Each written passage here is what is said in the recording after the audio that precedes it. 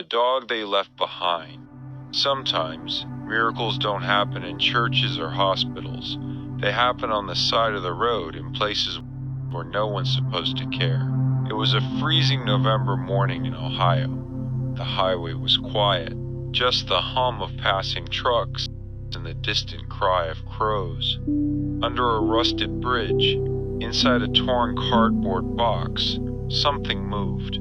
A tiny brown dog, barely breathing. Her ribs showed through her skin, her fur matted with dirt and blood. She didn't even lift her head when the garbage truck stopped nearby. She was too weak, too tired of hoping. That morning, a young woman named Emma Reed, a first-year veterinary intern, was driving home after a 14-hour night shift. Her eyes were heavy, her hands cold.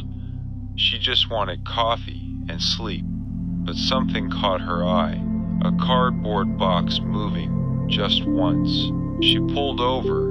Her heart told her don't look, but her soul whispered you have to. Inside that box lay a dog so broken, Emma thought she was already gone. But then, a faint sigh, barely a breath. She's alive, Emma whispered. No clinics were open, no help nearby.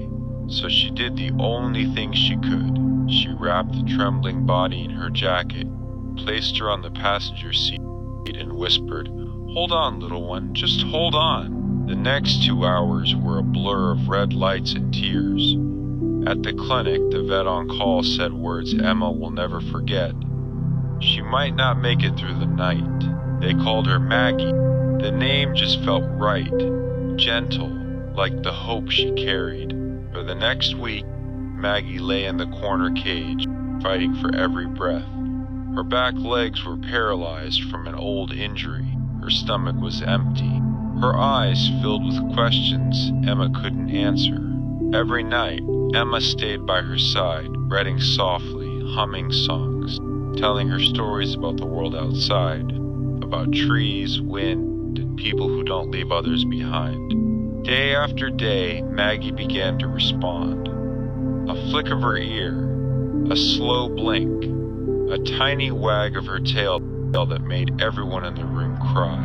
By week 3, she could sit up with support. By week 4, she barked for the first time, a soft, broken sound that felt like a victory. When the time came to discharge her, no one wanted to say goodbye. But Emma knew she couldn't leave her behind again. She filled out the adoption papers without hesitation. Months passed. Maggie got a small wheelchair, and together they started going to the park. People stopped to stare. Some smiled, some cried. Children would kneel and whisper, "Go, Maggie, go!" And she did. Every push of those tiny wheels was a reminder that love can rebuild what cruelty destroys. 1 year later, Emma started a rescue foundation called Second Leash. It began with just her and Maggie, and now saves dozens of abandoned dogs every month.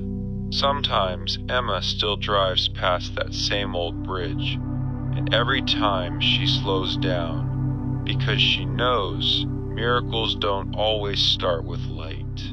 Sometimes they begin with a box and a heart that refuses to look away, because the dog they left behind became the reason others were finally found.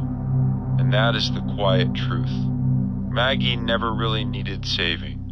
She was the one who saved the rest of them by showing them what a heart, once broken, can still carry. The boundless capacity to trust, to forgive, and to love again.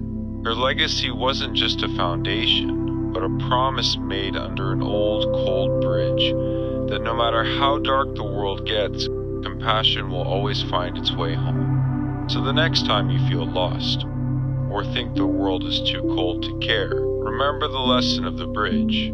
The greatest change often starts small, with one moment of unexpected kindness. Don't look away from the quiet suffering, because sometimes all it takes is one single heart refusing to let a story end in darkness, to write the beginning of a true miracle.